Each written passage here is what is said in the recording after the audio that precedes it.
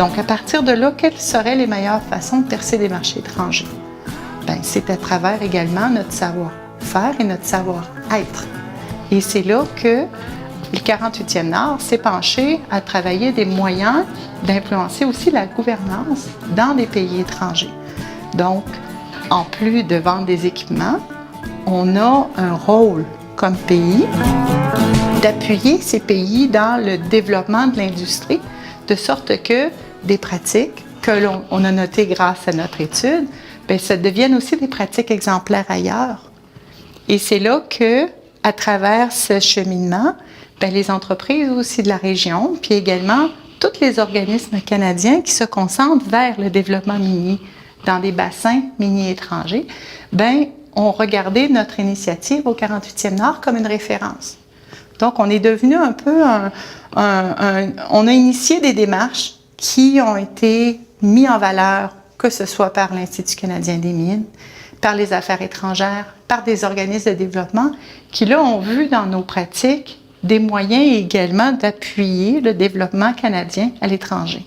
L'impact le plus grand, peut-être qu'on a en offrant notre formation minière à l'international, c'est de transmettre, en même temps qu'on transmet un savoir-faire sur comment opérer une mine, on transmet aussi nos valeurs. Et nos valeurs en termes de formation minière sont beaucoup associées à l'importance qu'on accorde à la santé et à la sécurité de nos travailleurs. Quand on regarde les conditions de travail ailleurs dans le monde, il y a peu d'endroits où les compagnies accordent autant d'importance à la sécurité de leurs travailleurs. Donc, lorsqu'elles font affaire avec un établissement du Québec pour former des gens, cette disposition-là d'esprit est toujours présente. Donc, on exporte non seulement notre savoir, notre savoir-faire, notre savoir-être, on accompagne également les professeurs étrangers pour les aider à s'approprier nos façons de faire, et en faisant ça, on transmet nos valeurs de santé et sécurité. L'industrie minérale d'ici a connu de grands changements au cours du dernier siècle. Cette évolution, tant en santé et sécurité, en environnement, en formation et en innovation, ont fait de nous un exemple dans le monde. Maintenant, alors que d'autres régions du globe débutent leur développement minier, c'est ici qu'ils viennent chercher l'expertise.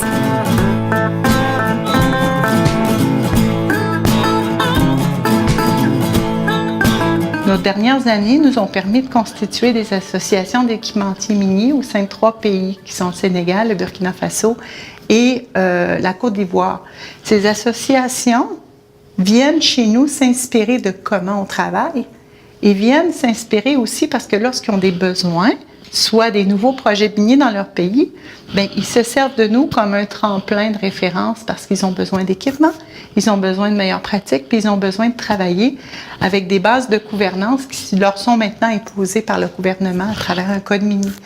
Donc, c'est là où nous, de manière tangible, on peut leur donner des pratiques terrain qui, d'une part, ont été éprouvées, des pratiques terrain aussi qui ont été testées, et ça leur permet aussi de ne pas répéter nos erreurs. Donc, c'est là qu'on devient un grand frère. C'est là qu'on est capable de redonner comme région, puis également d'embarquer les équipementiers dans un aspect qui s'appelle une valeur ajoutée aussi pour eux. Et il leur permet aussi de prendre conscience que leur valeur n'est pas seulement dans leur savoir-faire, mais dans leur savoir-être.